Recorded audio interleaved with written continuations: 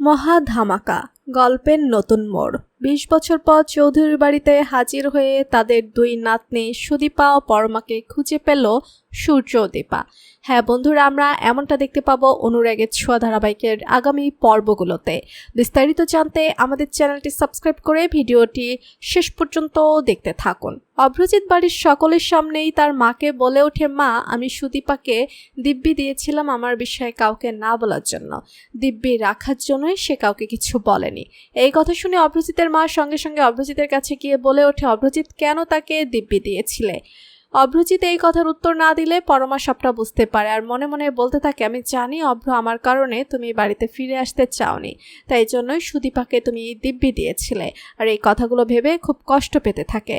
এদিকে অভ্রজিৎ তার মাকে বলে ওঠে, মা, আমি এই বিষয়ে কোনো কিছুই বলতে চাই না, আমার খুব খারাপ লাগছে, আমি রুমে যাব।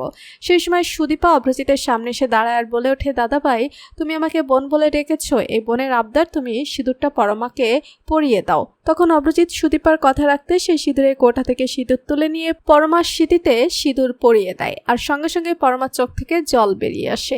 এরপর দেখা যায় ঘরের মধ্যে অভ্রজিৎ একা একাই বলতে থাকে, আমি কেন ফিরে এলাম? আমার ফিরে আসাতে পরমার অস্বস্তি বেড়ে গেছে, পরমা সেটা মেনে নিতে পারছে না। আমি যেভাবেই হোক আবারও ডিউটিতে জয়েন করব, আমি এই বাড়িতে থাকবো না। এই কথাগুলো ভেবে রুম থেকে বেরোতে যাবে, সেই সময় পরমা রুমের মধ্যে ঢুকে।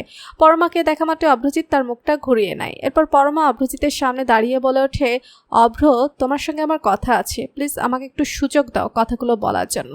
অভ্রজিৎ পরমার কোনো কথাই না শুনে চলে যেতে লাগলে পরমা অভ্রজিতের হাতটা ধরে ফেলে আর অভ্রজিৎ পরমার দিকে ঘুরে তাকালে হাত জোর করে পরমা বলে ওঠে, প্লিজ অভ্র, আমাকে কথাগুলো বলতে দাও।